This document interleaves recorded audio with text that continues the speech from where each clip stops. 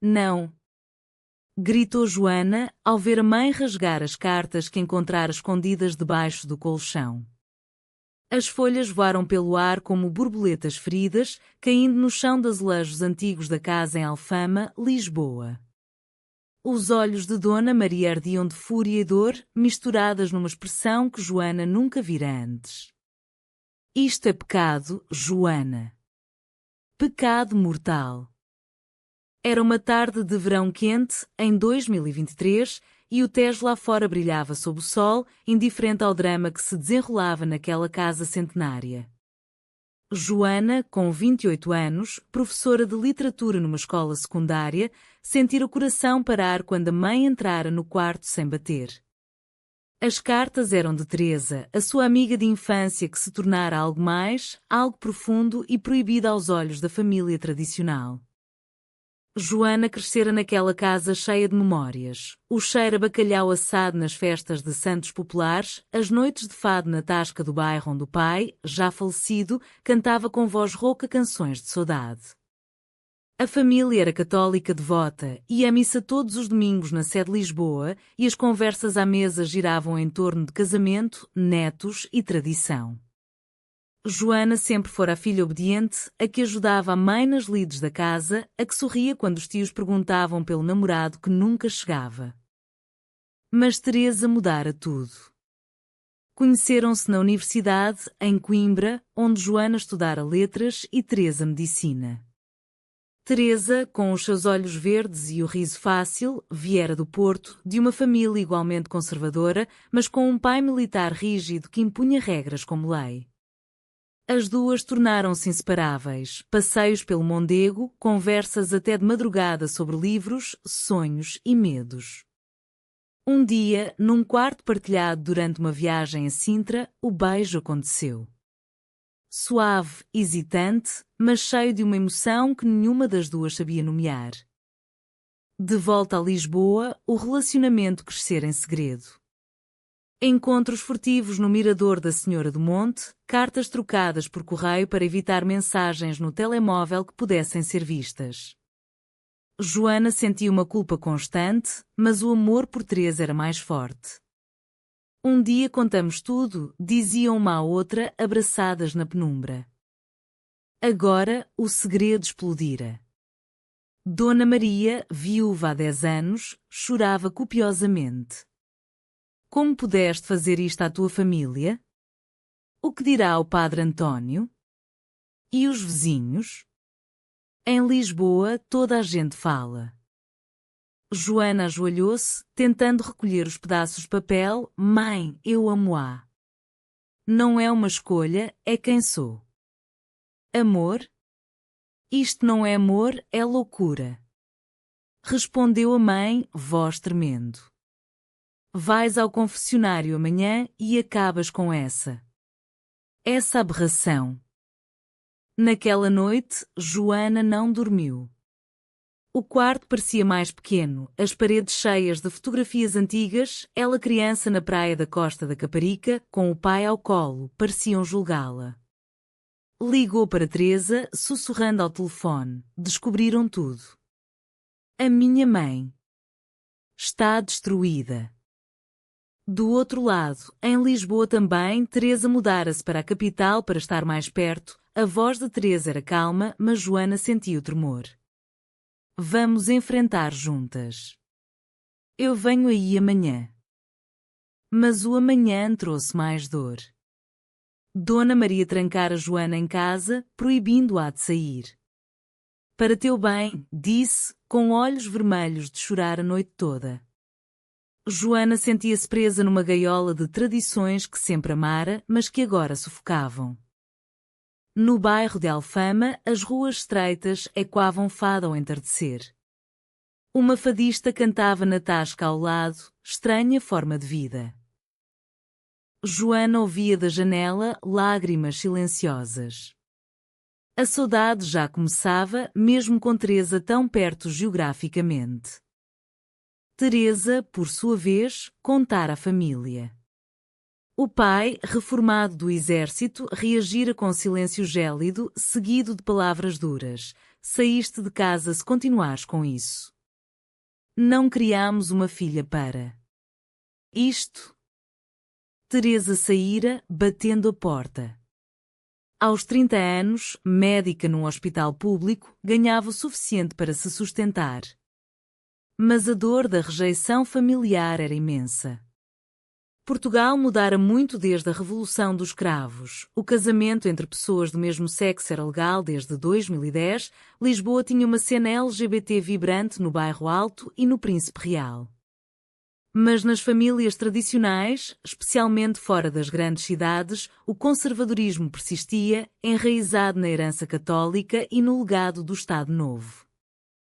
As duas mulheres encontraram-se num café escondido no Chiado, longe dos olhares conhecidos.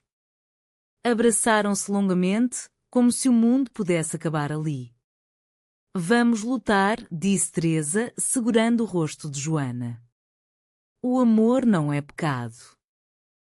Mas o caminho seria longo. Joana ainda presa em casa, Teresa sozinha num apartamento pequeno. A dor da exposição do segredo era crua, como uma ferida aberta ao sol de Lisboa. Os dias seguintes foram um turbilhão de emoções. Joana conseguira sair de casa à socapa, dizendo à mãe que ia à missa. Encontrou Teresa num jardim junto ao Tejo, onde o vento trazia o cheiro salgado do mar. Sentaram-se num banco, mãos entrelaçadas, vendo os barcos passar.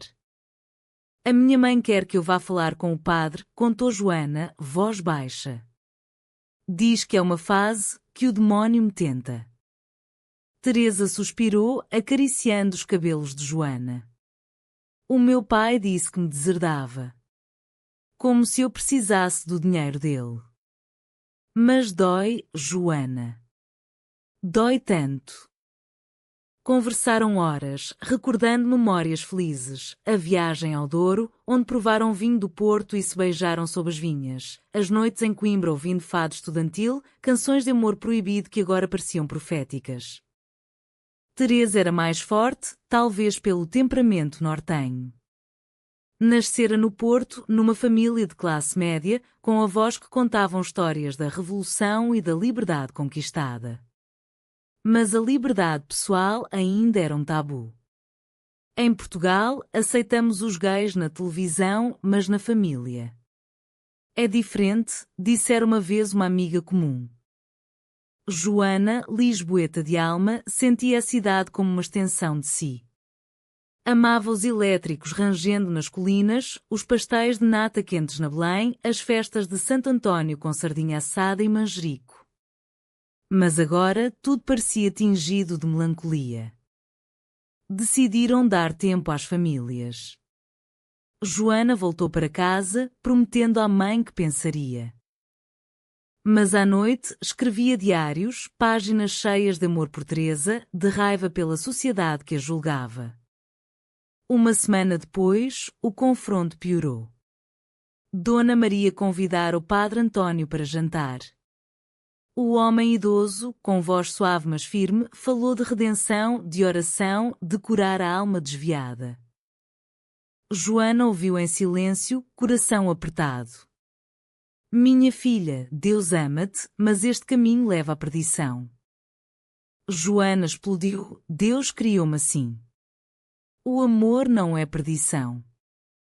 A mãe chorou, o padre rezou. Joana saiu de casa nessa noite, com uma mala pequena. Ligou para Teresa, não aguento mais. Posso ficar contigo? Teresa abriu a porta do apartamento no Bairro Alto, abraçando-a forte.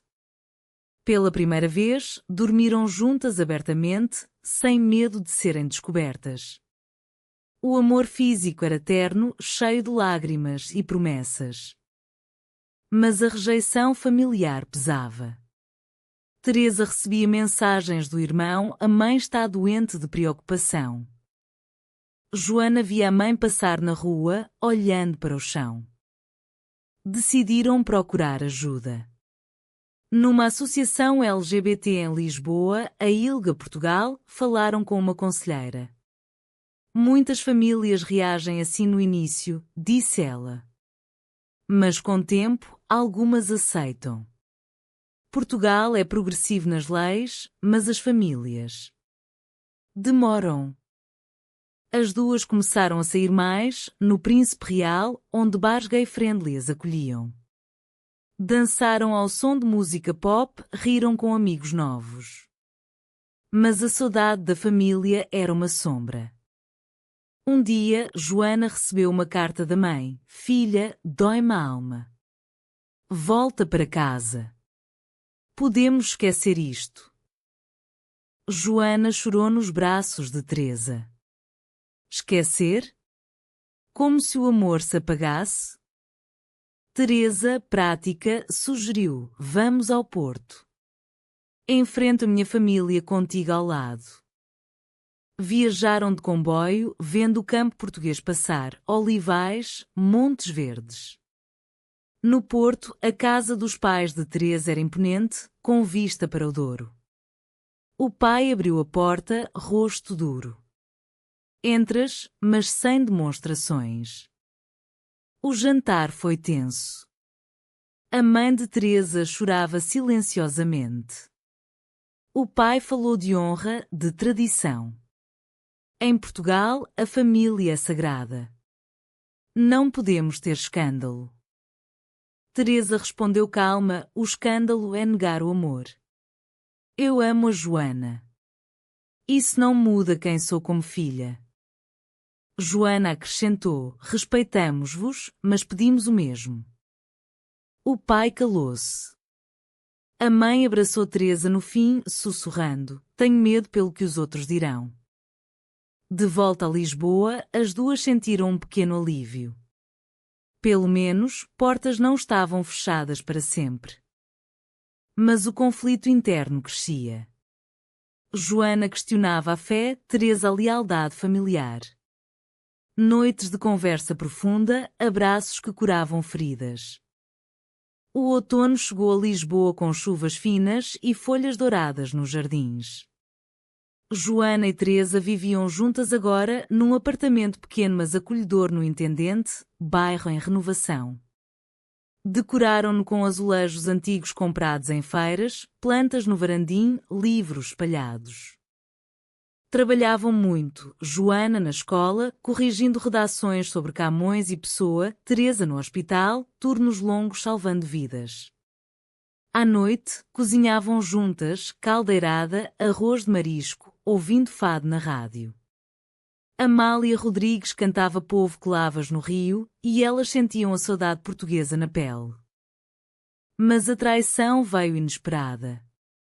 Uma amiga comum, Ana, que sabia do relacionamento, contara a colegas de Joana na escola. Rumores espalharam-se: a professora Joana é lésbica. Alunos sussurravam, pais reclamaram. Joana foi chamada à direção. Há queixas, Joana. Num ambiente conservador, isto afeta a imagem da escola. Joana sentiu o mundo desabar. Não escondo quem sou. Isso é discriminação. Mas o medo de perder o emprego era real. Portugal tinha leis antidiscriminação, mas na prática, em instituições tradicionais. Teresa apoiou-a, processamos se for preciso. Mas a dor era maior, a traição de Ana, que dissera fiz para teu bem, para enfrentares a realidade. Joana cortou contacto. Como pudeste? Confiei em ti. Ana chorou ao telefone, achei que escondida era pior. A exposição trouxe mais conflito. Dona Maria soube pelos vizinhos, ligou furiosa, agora toda a gente sabe. A vergonha da família. Joana gritou, a vergonha é a intolerância. Desligou, chorando. Teresa abraçou-a, somos fortes juntas. Decidiram viajar para escapar. Foram ao Algarve, fora de temporada, praias desertas em Albufeira. Caminharam na praia da Falésia, falésias douradas ao pôr do sol. Beijaram-se abertamente, vento no cabelo. Aqui ninguém nos julga, disse Teresa. Mas voltaram à realidade. Teresa enfrentou problema no hospital, colegas conservadores faziam comentários. Uma enfermeira não é natural. Teresa respondeu firme, mas doía. O alto do conflito veio numa festa de Natal familiar. Joana foi convidada pela mãe, sozinha. Foi na esperança. Mas lá tios e primos murmuravam. Um tio bêbado. Então, a minha sobrinha prefere mulheres? Que vergonha para o avô, que Deus o tenha. Joana saiu a chorar. Teresa esperava fora, levou-a para casa. Naquela noite, crise profunda. Joana, talvez devêssemos acabar. Para não magoar mais ninguém. Teresa, não. O amor cura, não destrói. Choraram juntas, fizeram amor com urgência, como afirmação de vida. O inverno trouxe frio e introspeção. Lisboa enfeitada para Natal, luzes na Avenida da Liberdade, presépios nas igrejas. Joana e Teresa decoraram uma árvore pequena, com bolas coloridas e memórias. Decidiram procurar terapia. Numa sessão de casal, falaram da dor da rejeição. A terapeuta, muitas famílias portuguesas demoram, mas o amor prevalece. Lentamente, mudanças. O irmão de Teresa ligou, a mãe pergunta por ti. Está mais calma. Teresa visitou-os sozinha. A mãe abraçou-a longamente. Sinto falta da minha filha. Não mencionaram Joana, mas era um começo.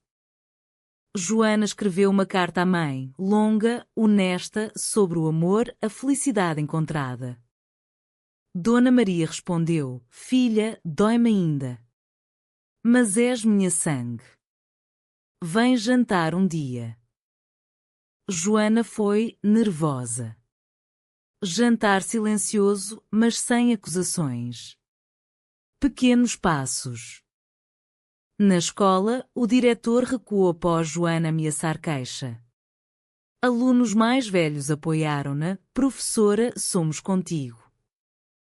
Portugal era assim, progressivo nas cidades, conservador nas raízes, mas mudando. Primavera trouxe esperança. Foram a Sintra, palácios românticos, jardins da Quinta da Regaleira. Beijaram-se nos túneis místicos. Aqui sinto que o amor vence tudo, disse Joana. Teresa, como Pedro e Inês, amor eterno. Famílias aproximaram-se devagar. Dona Maria conheceu Teresa num café neutro. Conversa educada, lágrimas. Quero a felicidade da minha filha.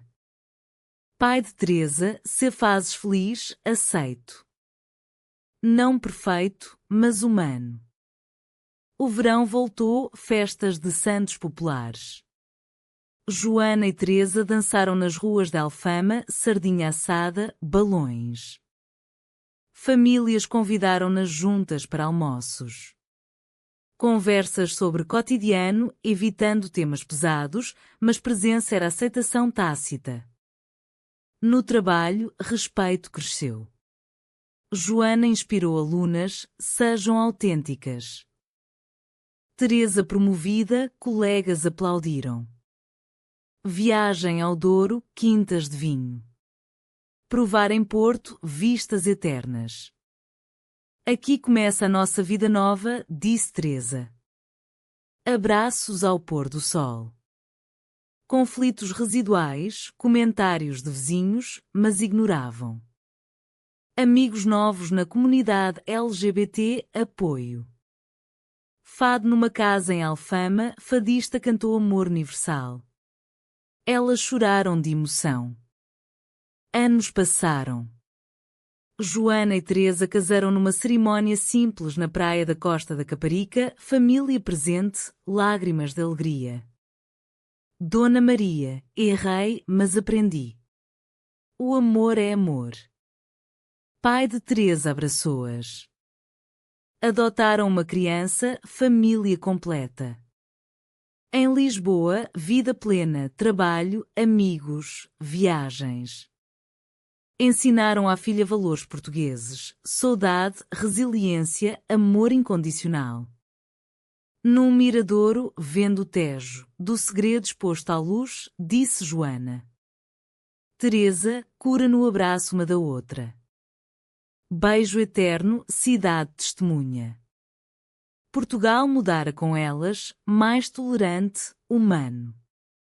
Fim de dor, início de paz. História de amor vence preconceitos, família reconcilia, cura encontrada.